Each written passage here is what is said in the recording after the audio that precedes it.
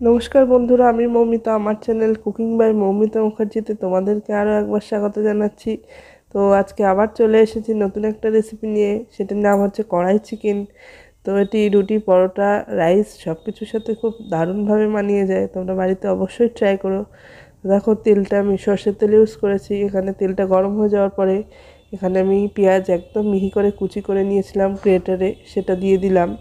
তো এটাকে কিছুক্ষণ নাড়াচাড়া করার পর এখানে পেস্টগুলো দেখে নাও। 1.5টা টমেটো বাটা, আর এই যে পেঁয়াজ নিয়েছি 1.5 টুকরো, আর আদা একদম অল্প একটু, রসুনটা জাস্ট বেশি, আর ঝাল যার যার মতো শেষে নেবে। তো ওটাকে একটা পেস্ট করে পেঁয়াজটা হালকা ভাজা হলে এর মধ্যে দিয়ে দিলাম। দিয়ে এটাকে হাই ফ্লেমে একটু কষিয়ে নেব। তো কষিয়ে নেওয়ার পরে আবার অন্য মশলা অ্যাড করব। তো ভিডিওগুলো যদি ভালো লাগে আবার নতুন করে আসার চেষ্টা করছি। তোমরা সবাই আমার পাশে থেকো, লাইক করো, চ্যানেলটা সাবস্ক্রাইব করো। তো দেখলে মশলাটা একটু কষিয়ে নেওয়ার পরে এখানে অল্প একটু হলুদ গুঁড়ো আর স্বাদ মতো লবণ আর কাশ্মীরি লঙ্কার গুঁড়ো অ্যাড করেছি। যেহেতু আমি মাংসটাকে ধুয়ে লবণ, হলুদ আর অল্প সর্ষের তেল মাখিয়ে রেখে দিয়েছি, তাই জন্য এখানে লবণটা আমি কম করেই দিয়েছি। তো এখানে এবার দিয়ে দিচ্ছি টমেটো পেস্টটা। টমেটো পেস্টটা দিয়েও কিন্তু গ্যাসটা হাই ফ্লেমে একটু ভালো করে নাড়াতে হবে। তো এখানে রান্না করছি আর মেয়ে বায়না করছে ফল খাবে। ওর অলরেডি ফল খাওয়া হয়ে গেছে, তবুও ফল চেয়ে যাচ্ছে একটা পর একটা। তাই তোমাদের সাথে একটু শেয়ার করলাম।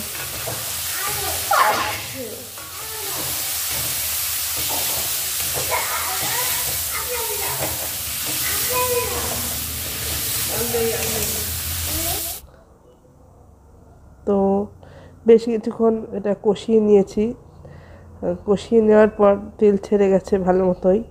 এবার তো মাংসটা বেশ কষানো হয়ে গেছে। এবার এর মধ্যে দিয়ে দিলাম কাজু আর পোস্ত বাটা। তো কাজু পোস্ত বাটাটা দিলে কিন্তু মাংসের টেস্টটা পুরোপুরি চেঞ্জ হয়ে যায়।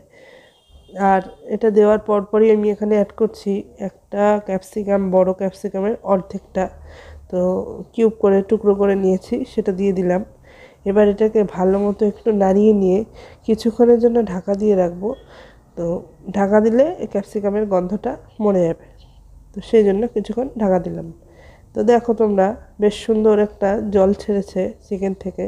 তো আবারও আমি হাই ফ্লেমে দিয়ে একটুখানি নাড়িয়ে নেব।